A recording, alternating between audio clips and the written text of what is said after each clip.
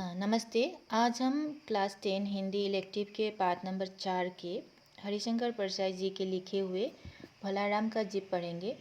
भोलाराम का जीप एक व्यंग्य कहानी है जो पौराणिक युग के परिप्रेक्ष्य में आधुनिक समाज व्यवस्था में फैले भ्रष्टाचार को मार्मिकता के साथ पेश किया गया है। ভোলাৰাম জীৱ কাহিনী এটা ব্যংগ কাহিনী হয়। পৌৰাণিক যুগৰ জৰিয়তে আধুনিক সমাজ ব্যৱস্থাত চলি থকা ভ্ৰষ্টাচাৰৰ বিষয়ে ইয়াত দেখুওৱা হৈছে। पौराणिक युग माने रामायण महाभारत युगों कथा कोआ होइसे। तो आरंभ करते हैं। भोलाराम का जीव। लेखक हरिशंकर प्रसाद जी। ये है धर्मराज यानी यमराज, ये है चित्रगुप्त। इनका काम है, जो चित्रगुप्त है इनका काम है लेखा जोखा करना, यानी धरती पे कौन कब जन्म लेंगे, किसका कब मृत्यु होगा, उनके कार्य उसके कर्म हिसाब से स्वर्ग में जाएंगे या नरक में जाएंगे, ये सब यहाँ पे लिखते हैं। तो उनके हिसाब से भोलाराम का जीव को 5 दिन पहले ही आ जाना चाहिए था, पर ऐसा कभी नहीं हुआ। जो यमदूत लेने गया था वो भी गायब। तो ये टेंशन में आ गए। तो ये आगे टेंशन में है चित्रगुप्त। तो यहाँ पे लिखा है, ऐसा कभी नहीं हुआ था। धर्मराज लाखों वर्षों से असंख्य आदमियों को कर्म और सिफारिश के आधार पर स्वर्ग या नरक में निवास स्थान अलाट करते आ रहे थे, पर ऐसा कभी नहीं हुआ था। सामने बैठे चित्रगुप्त बार बार चश्मा पोंछ, बार बार ठूक से पन्ने पलट रजिस्टर देख रहे थे।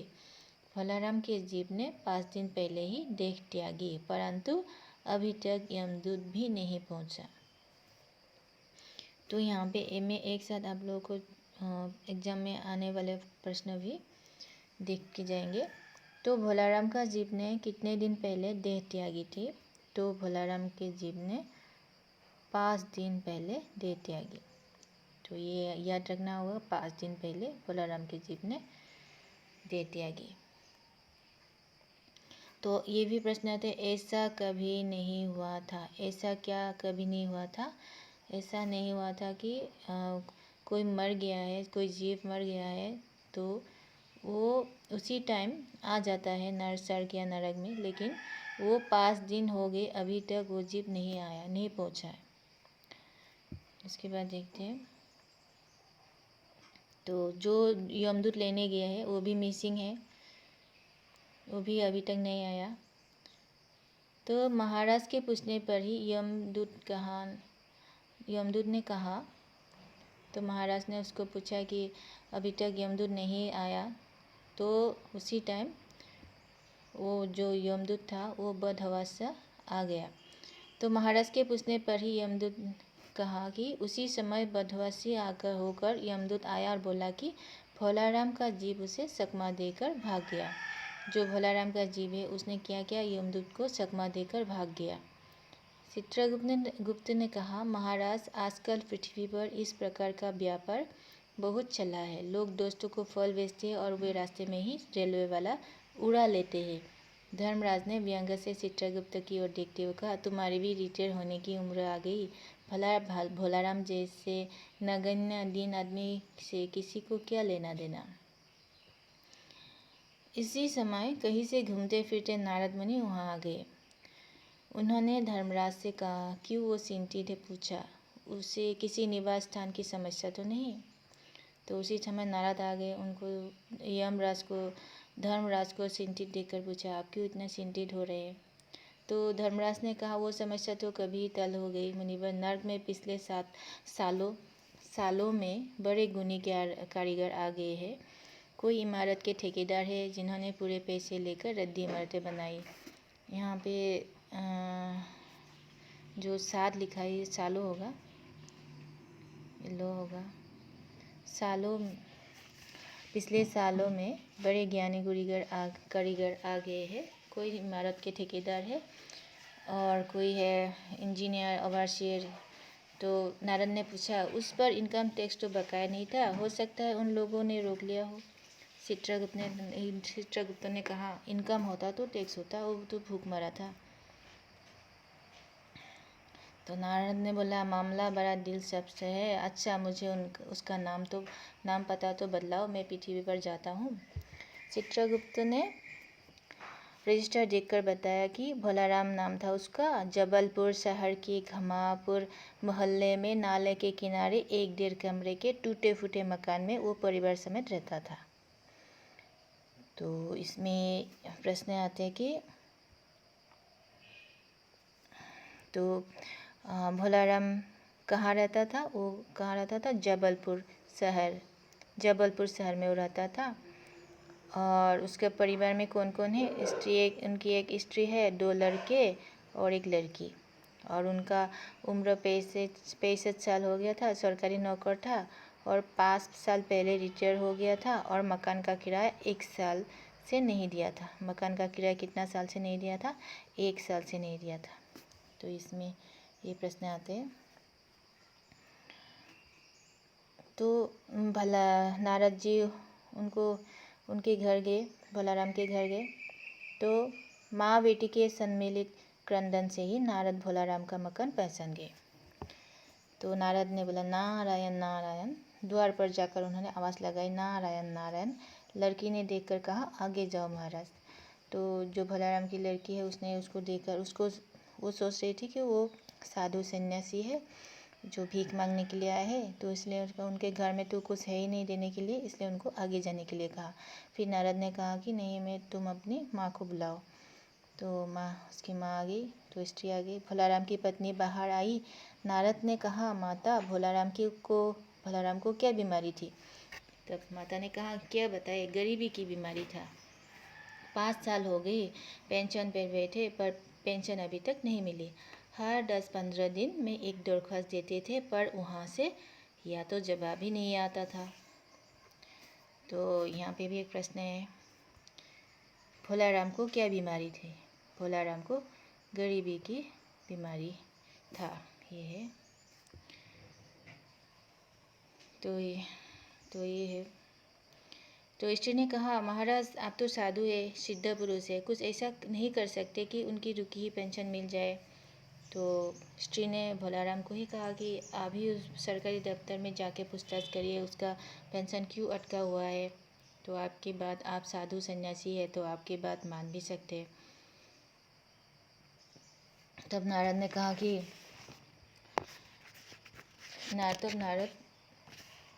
नारद को दया आ गई। वो कहने लगे साधुओं की बात कौन मानता है? मेरा यहाँ कोई मत तो है नहीं, फिर भी मैं सरकारी दफ्तर जाऊँगा और कोशिश करूँगा। तब नारद सरकारी दफ्तर गए। वहाँ से चलकर नारद सरकारी दफ्तर में पहुँचे। वहाँ कमरे में बैठे बाबू से भोलाराम के केस के बारे में बातें की।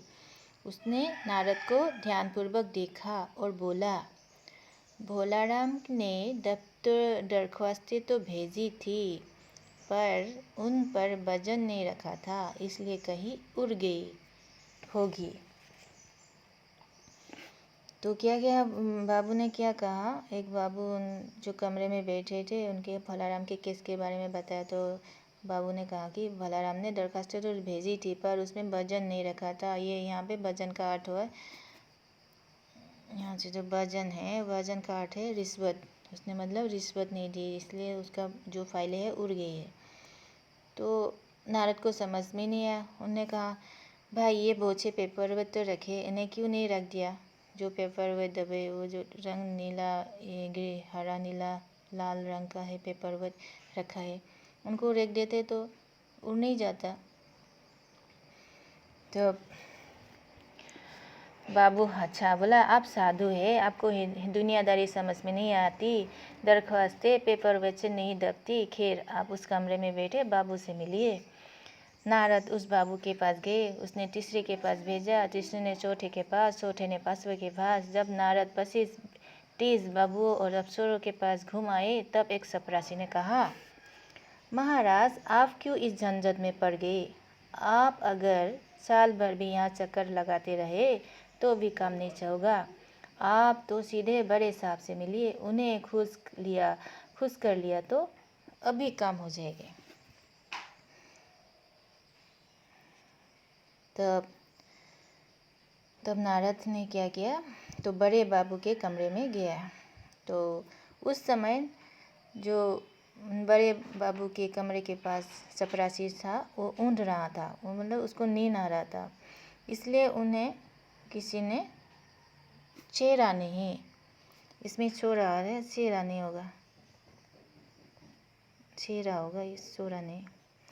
उसको किसी ने छेड़ा नहीं, छेड़ा मतलब टोका नहीं, उसको रोका नहीं। तो नारद सीधे बड़े बाबू के कमरे में चला गया। तो बड़े बाबू ने नारद को देखकर नाराज हुए, बोले क्या काम है, कैसे आए, कौन आने दिया इसको। तो नारद बोला कि वो चपरासी तो सो रहा था, इसलिए किसी ने मुझे रोका नहीं। तो नारद ने बोला कि भोलाराम का पेंशन का केस है, मैं उसी सिलसिले में आया हूँ, आपसे मिलने आया हूँ। तब बड़े साहब ने कहा, आप है बैरागी, दफ्तरों के रीति रिवाज नहीं जानते। असल में भोलाराम ने गलती की भाई, यह भी एक मंदिर है, यहाँ भी दान पुण्य करना पड़ता है, भेंट चढ़ानी पड़ती है। आप भोलाराम के आत्मीय मालूम होते हैं, भोलाराम की दरख्वास्तें उड़ रही है, इन पर वजन रखिए। तो बड़े साहब ने भी वही बात बोला, वजन की बात। तो नारद ने सोचा कि फिर वजन की समस्या खड़ी हो गई। तब साहब ने बोला कि भाई, अब सरकारी पैसे का मामला है, पेंशन का केस 20 दफ्तरों में जाता है, देर लग ही जाती है, हजारों बार एक ही बात को 10,000 बार लिखना पड़ता है, तब पक्की होती है। जितनी पेंशन मिलती है उतनी कीमत की स्टेशनरी लग जाती है। हाँ, जल्दी भी हो सकती है, मगर साहब रुके। नारद ने बोला, मगर क्या? साहब ने कुटिल मुस्कान के साथ कहा, मगर वजन चाहिए। आप समझे नहीं, जैसे आपकी ये सुंदर बीना है, इसका भी वजन भोलाराम की दरख्वास्त पर रखा जा सकता है। मेरी लड़की गाना बजाना सीखती है, यह मैं उसे दे दूंगा। साधुओं की बीना तो बड़ी पवित्र होती है, लड़की जल्दी संगीत सीख गई तो उसकी शादी हो जाएगी। नारद को वजन का मतलब समझ में नहीं आया। तब साहब ने उसको बीना को उसके वजन के तौर पर रखने के लिए कहा।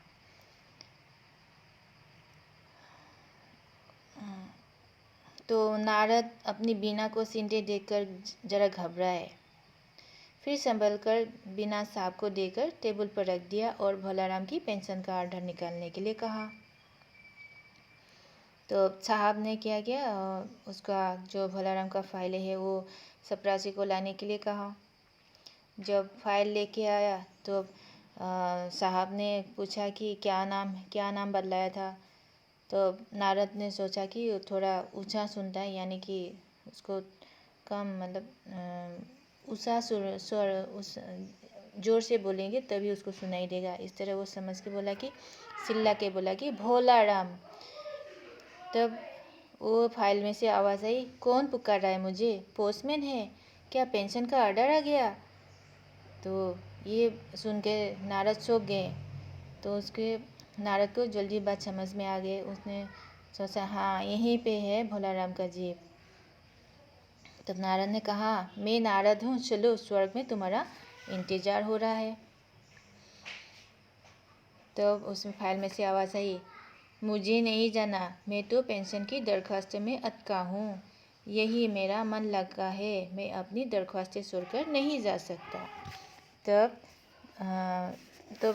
भोलाराम के जीव ने कहा कि तो उनको नहीं जाना है, तो वही पेंशन की